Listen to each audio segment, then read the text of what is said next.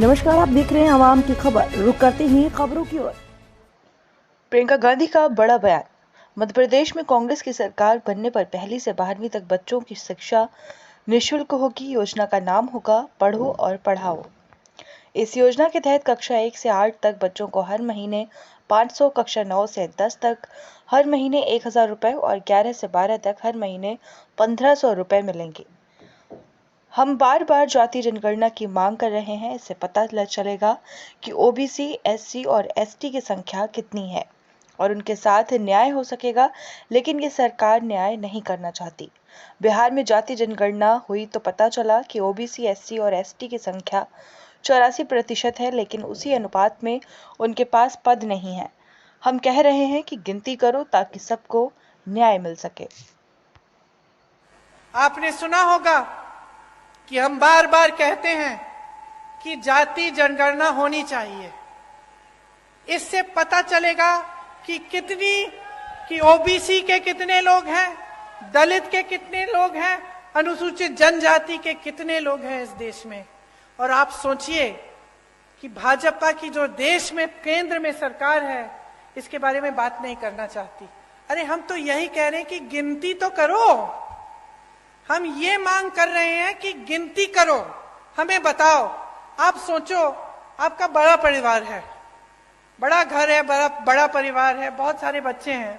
अगर आपको मालूम ही नहीं कि कितने लड़के हैं, कितनी लड़कियां हैं, कितने बच्चे स्कूल जाने लायक हैं, कितने बड़े हैं, छोटे हैं, तो आपको ये जो गिनती है ये करनी जरूरी होती है कि नहीं होती है? कि आप जा रहे हो दुकान, कुछ खरीदना चाहते हो उनके लिए, तो जानना तो जरूरी है ना कि बहुत बड़ा परिवार है भाई, वो चाचा जी के 3 बच्चे हैं और मामा जी के 4 बच्चे हैं। जरूरी है कि नहीं?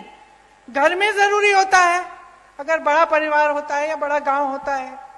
अब हम कह रहे हैं देश में गिनती करो, हमें बताओ पिछड़ी जाति के कितने हैं, अनुसूचित जाति के कितने हैं, दलित कितने हैं, अनुसूचित जनजाति के कितने हैं। गिनती करो तभी हमें पता चलेगा कि इनके साथ सही न्याय हो रहा है कि नहीं हो रहा है। क्योंकि आज न्याय नहीं हो रहा है। बिहार में ये गिनती की गई जिसे जनगणना कहते हैं, क्या पता चला? 84% लोग ओबीसी, दलित और अनुसूचित जनजाति के हैं, ये पता चला।